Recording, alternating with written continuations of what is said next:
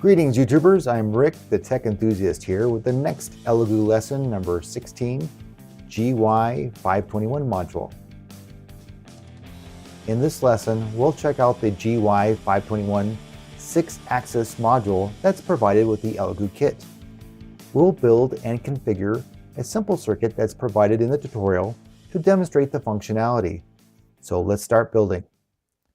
The GY-521 6-axis module that is included in the kit has an InvenSense MPU-6050 MEMS accelerometer and gyroscope in a single chip. The 6050 captures and reports all three X, Y, and Z axis channels for each sensor at the same time to create the 6-axis motion algorithm, which gives us the 6 degrees of freedom. It uses an I2C bus to communicate to the Arduino, and best of all, it's inexpensive. This is an ideal component for electronic gadgets that needs to track its orientation, like your smartphone or tablet or a robot. The MPU-6050's website even states it has a digital output temperature sensor. Unfortunately, the Elegoo kit doesn't include a datasheet on the GY-521 module, but rather it includes the register map and description datasheet on the MPU-6050 chip and this schematic. A close-up on the board, one can see the regulator with the markings DE equals A1D, which turns out to be a 3.3 volt LDO voltage regulator. Searching, I found this datasheet on the regulator, which looks to be able to handle a range of 2.5 volts to 5.5 volts. So I'm not sure why the tutorial has us connecting the VCC pin to the 3.3 volts on the Arduino. I also noticed that the schematic has two 4.7 kilo ohm pull-up resistors for the SCA and SCL pins. The module provided only supplies 2.2 kilo ohms as the pull-up resistors.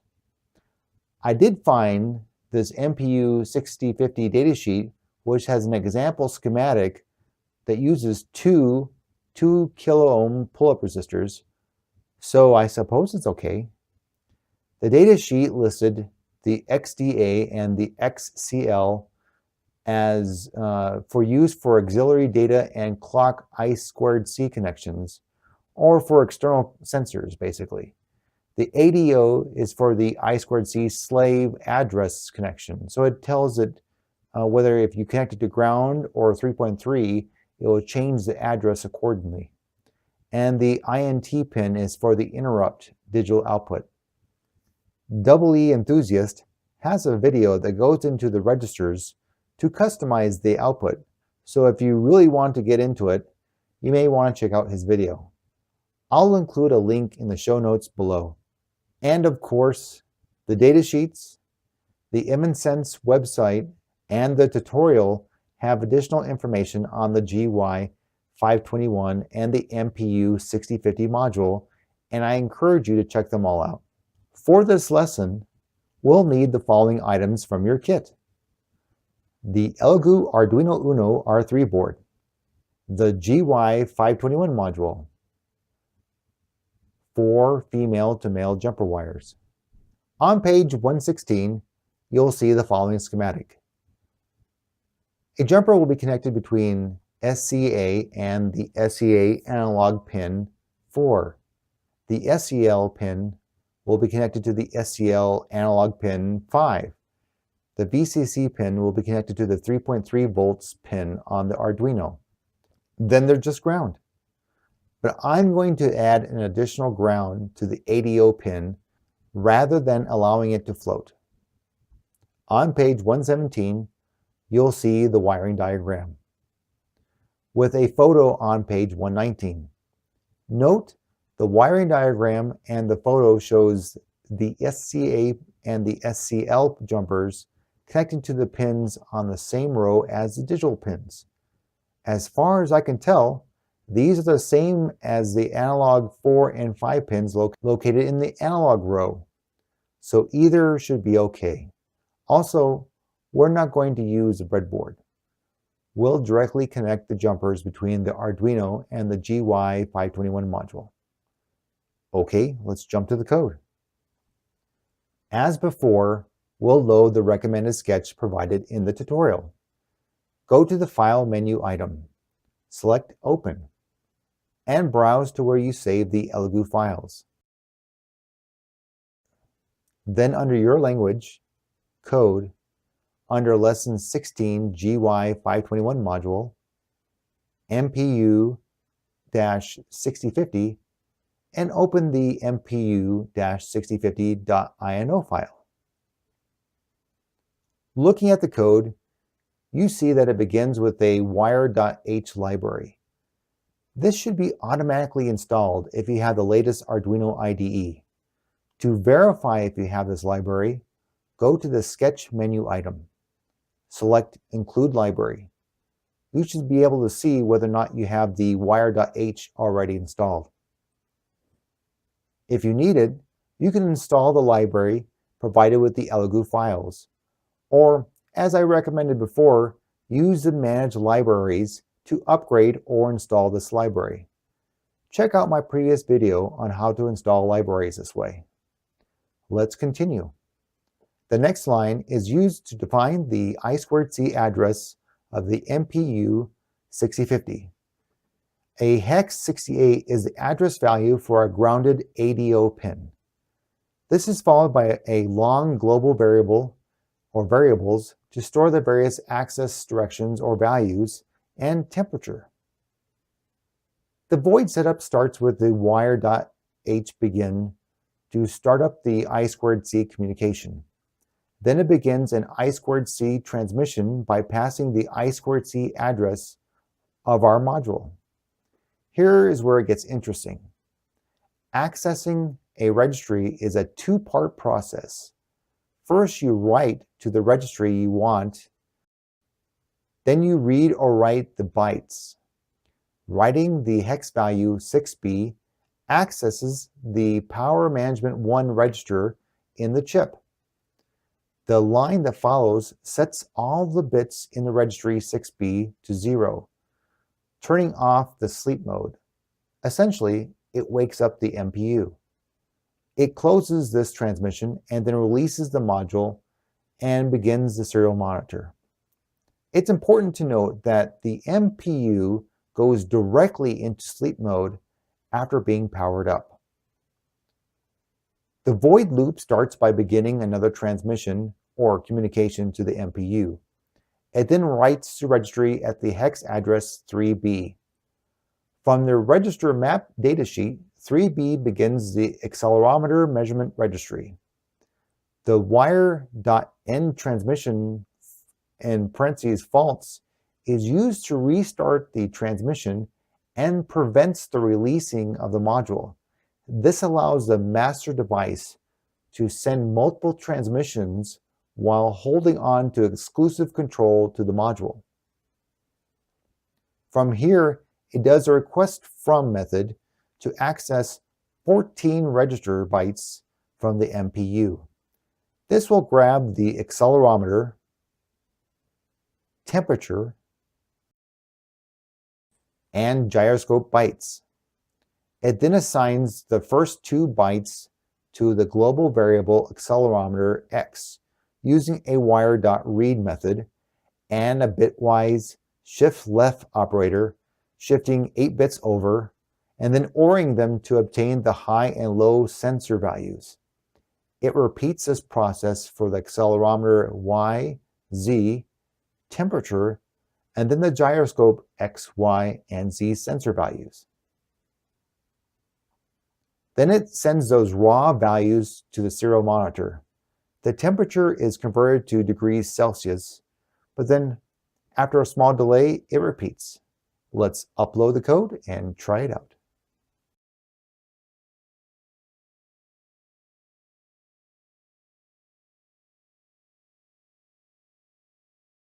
Alrighty, so you can see that the serial monitor is on, and here are the raw data values for the X, Y, Z, temperature, and the gyroscope X, Y, and Z values. If I move it to the left, you can see the change there. If I move it to the right, the change again towards me, away from me. If I bring it up and down. Interesting. Very interesting.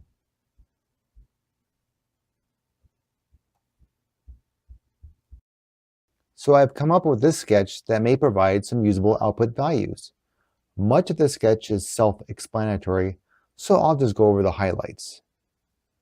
I've also included a bunch of comments to aid anyone that might be wanting to modify this code for their use. Okay, we're still using the Wire.h library and the constant MPU address variable set to the hex value 68. I've included comments below it to describe how to change this value. This is followed by the global variables. I've added float variables to store the massaged output data, and to permit a bit more flexibility, I've added the AC range and the GY range variables to set the default range values for the accelerometer and the gyroscope. I have more details in the setup MPU function below, so we'll get to that in a bit. Simply, a value of 0 has the smallest range, but the greatest sensitivity. As we go up to value 3, it has the greatest range, but the smallest sensitivity. Lastly, the loop delay will store the delay used in the void loop. The void setup has been greatly simplified. I took a page from the EE Enthusiast to move the MPU-specific setup code into its own function. Here we call the serial monitor, and then the I2C wire library, and then call the setup MPU function. The setup MPU function runs through the power management, gyroscope, and accelerometer configurations. Again, I stuffed a bunch of references to aid myself and anyone looking at the code. First, we define 2 local variables. Then the power management section sets the power management registry to 0. I start by calling a read from function, passing the registry location, number of bytes, and the buffer variable. The read from function is a generic function that I created that handles a typical wire read command. Just like before, it starts with a begin transmission to the MPU address, which starts the I2C communication. Then a wire write to the registry location to start the reading from location. Next, a wire end transmission as a false to resend the request and hold the MPU for exclusive communication access. The wire.requestFrom line gets the number of bytes from the registry, and then the true Boolean value releases the I2C. Finally, the while loop stores the bytes in the results array. Back at the setup MPU, we take the value stored in the buffer variable and AND it with the hex value 17.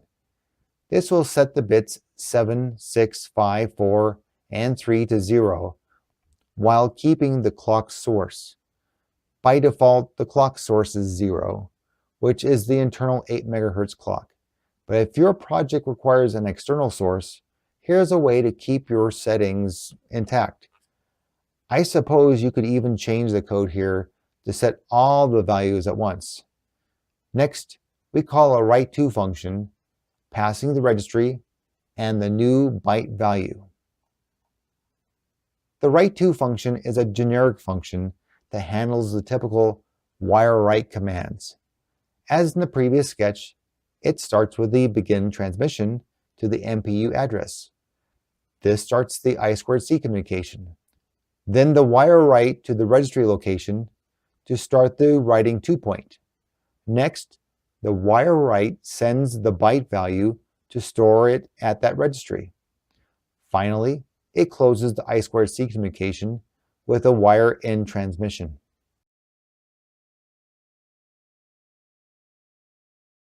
Back at the setup MPU, I have additional comments on configuring the gyroscope. Based on the value stored in the GY range variable, I use a switch case statement to set the gyroscope full scale range setting. Since the value right now is 0, the case 0 uses the write2 function to set the registry 1B to 0. This will provide a full scale range of plus or minus 250 degrees per second. Note you can increase this range, but the trade-off is or will be the sensitivity. The accelerometer configuration section is similar. Again, I use a switch case statement to set the full scale range. Since the AC range variable is also 0, the case 0 uses the write2 function to set the registry 1C to 0. This will provide a full scale range of plus or minus 2G. This can also be changed as shown in the comments. The void loop calls record accelerometer, record temperature, and then record gyroscope.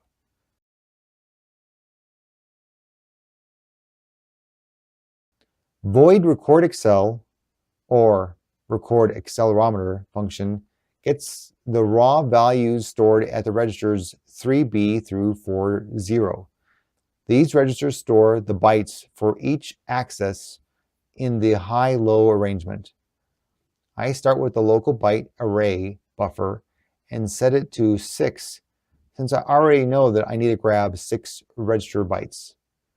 Then I call a read from function, passing on the registry I want to start at, and the number of registry bytes, and the array buffer to store those values. Then I take the values stored in the buffer array and set the various access variables with these values. The first value is the high byte value, and then I shift it 8 bits to the left, and then I OR it with a value of the low byte value.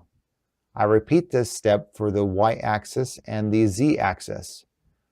Then the function calls process accelerometer data.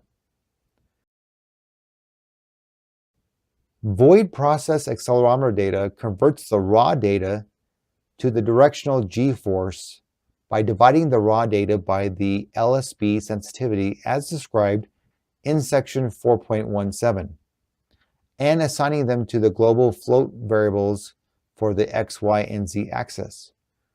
We use the same AC range value in the switch case statement to select the appropriate LSB sensitivity value.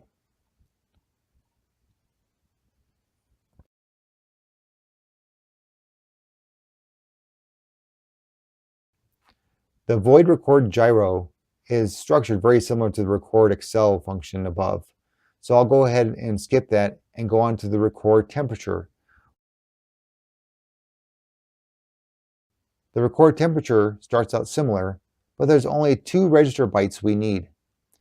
After shifting and ORing, the raw data is converted to Celsius by dividing the raw data by the sensitivity of 340 and adding the temperature offset value of 36.53. This is the equation provided in the datasheet. Funny thing is I found it elsewhere referencing the offset as 35. Oh, we'll have to test those out. Anyhow, the final function call is the print data function,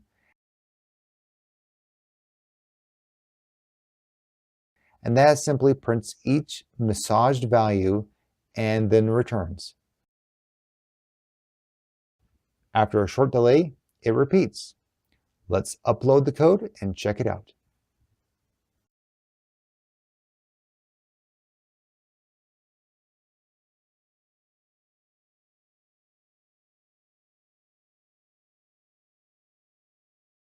All right, hopefully this works. And let's turn on the serial monitor. And there we got the outputs. I'll go ahead and lift this up here.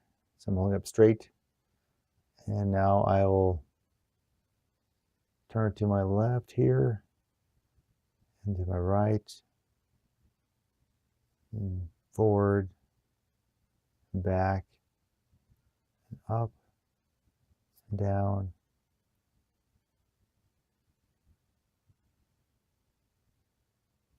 I think the values look pretty well. You can see that the G forces would be in terms of gravity, how quickly I move it one way or another. And the degrees should be showing my movement here. I keep rotating it from going forward and back, side to side, and up and down, up and down. So it's forward and toward me, and to the left and to the right, and up and down. Well, I think those values are at least halfway decent. Obviously, like I've heard before, the raw data values are easy to get to. The values you want is quite challenging. But this is definitely a step in the right direction.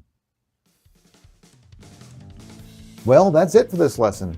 I hope you've enjoyed learning a little about the GY-521 module and the MPU-6050. If you like this sketch, be sure to let me know in the comments section below. I'll have additional links for other interesting videos and code for this project in the show notes below. Join me next time for Lesson 17, HC SR501 PIR sensor. If you like this video, don't forget to rate and subscribe. I'll try to put out a new video each week. Thanks, and see you next time.